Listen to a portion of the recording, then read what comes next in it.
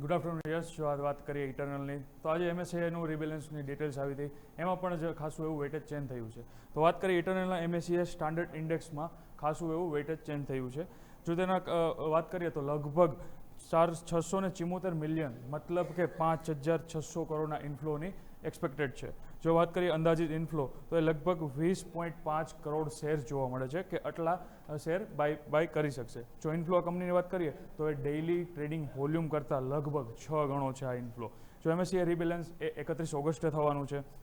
જો વાત કરીએ આના સિવાય તો અદાણી એરપોર્ટ, જીએમઆર ઇન્ફ્રા, આનું પણ વેટેજ આમાં વધી રહ્યું છે. જો કંપનીના ફૂડ ડિલિવરી બિઝનેસની વાત કરીએ તો ત્યાં પણ 20% ગ્રોથ જોવા મળ્યો છે. જો એની બ્લિંકિટ જે એનું બીજું બિઝનેસ છે તેમાં ઓર્ડર વેલ્યુમાં 86% વૃદ્ધિ જોવા મળી છે. જેના પછી વાત કરીએ બ્લિંકિટ એ બિઝનેસ એ ગ્રોથ કેટલિસ્ટ છે ઇટરનલ માટે. ઇટરનલના શેર તાજેતરમાં 52 વીક હાઈની લોથી 100 રૂપિયાથી પણ વધુ રિકવર થયા છે.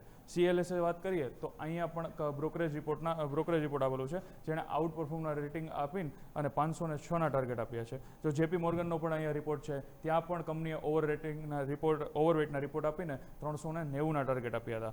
જેફરીઝની વાત કરીએ તો અહીંયા પણ કંપનીએ બાયનો ટાર્ગેટ આપ્યો હતો અને 415ના ટાર્ગેટ આપ્યા હતા. અને એના બાદ વાત કરીએ લાસ્ટ તો HSBC, તો અહીંયા પણ આ બ્રોકરેજે રેટિંગ આપી હતી અને 340ના ટાર્ગેટ આપ્યો હતો. તો 33 એનાલિસ્ટમાંથી 29 એનાલિસ્ટે અહીંયા બાયની રિકમેન્ડેશન આપી છે. તો ખાસો એવો સ્ટોક ચાલી ગયો છે અને આજે પણ તેજી જોવા મળે છે. આ બધા કારણો હતા જેના લીધે આજે ઇટરનલમાં ખાસી એવી તેજી જોવા મળે છે. Yes, clearly. તો આ તમામ એક્શન અત્યારે ફિલહાલ બધું જ અમને રાખીશું. આભાર કશ્યપ, આપનો અમારી સાથે જોડાવા માટે.